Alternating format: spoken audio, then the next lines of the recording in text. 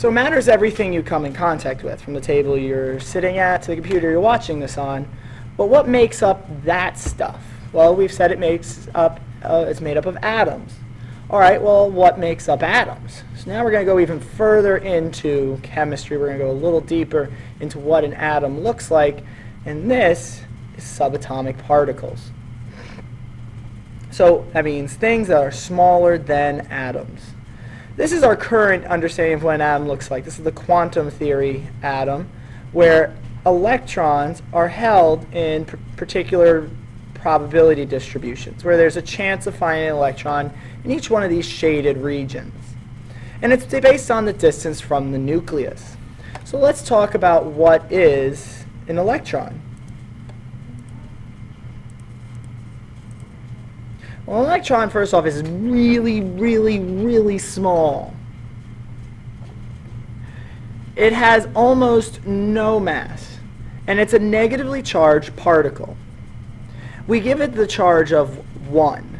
The actual number of volts is also relatively small, but we're just going to say it's a -1. We abbreviate the electron with an E with a superscript minus. And electrons are found outside of the nucleus in probability fields, where each shaded region represents the chance of being able to find an electron. Now, you can never know where an electron is or how fast it's going. Imagine looking at a ceiling fan. If the ceiling fan is going really fast, you can never really point to it and say, well, there's a blade right there at that exact moment. Looks like there's a blur of blades. It looks like you have just one huge thing that's spinning, when in reality you have 3.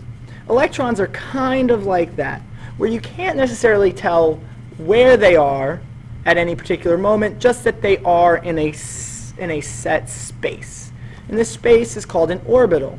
It's a distance from the nucleus. Now, orbitals have different shapes, and depending on what that shape is, they can be an S, which is spherical, a P, which looks like a dumbbell, or a D, which shape is not going to really matter at this exact moment. So orbitals can come in different shapes. In the next video, we'll talk about how you can tell what the shape is of an orbital based upon where the electrons are found in that orbital. Now, electrons orbit the nucleus, or they're found around the nucleus. So what goes into the nucleus? Well, first off, the nucleus is infinitesimally small.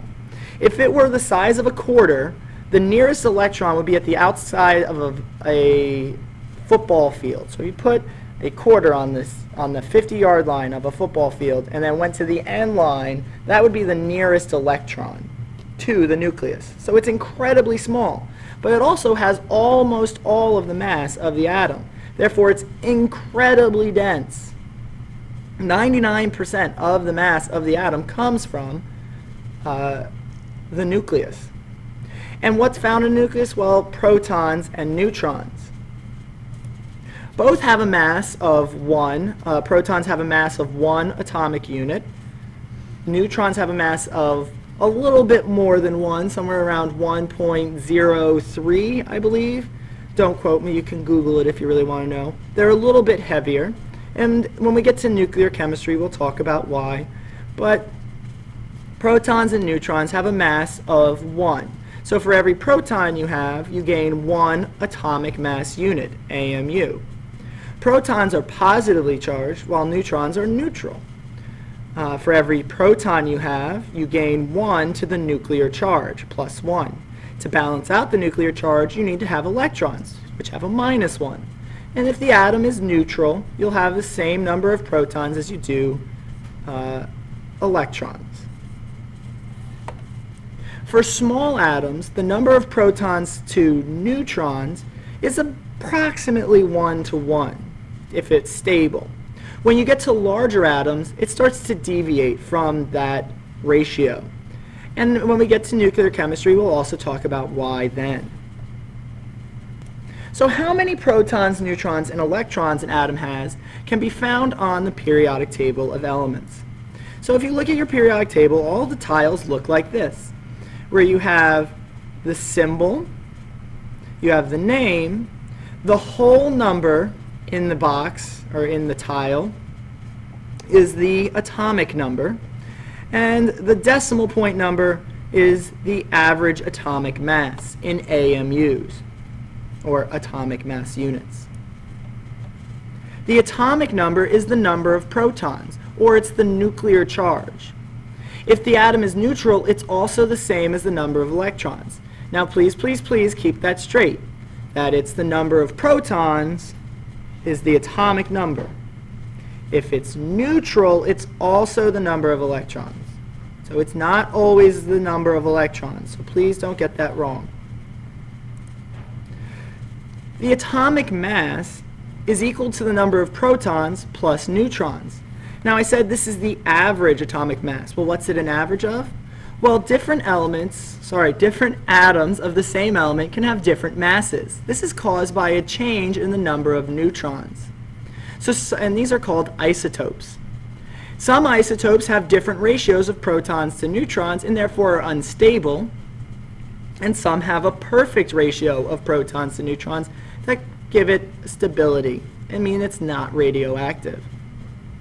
Since the mass of these isotopes is different, we need to take the average of them to find the atomic mass. If you have your periodic table and I say, what is the atomic mass of helium? I'm asking for you to take this number and give me the nearest whole number. If we're doing stoichiometry, like we will be later in this month, I'm asking you to go 2 decimal places out. This gives you 4.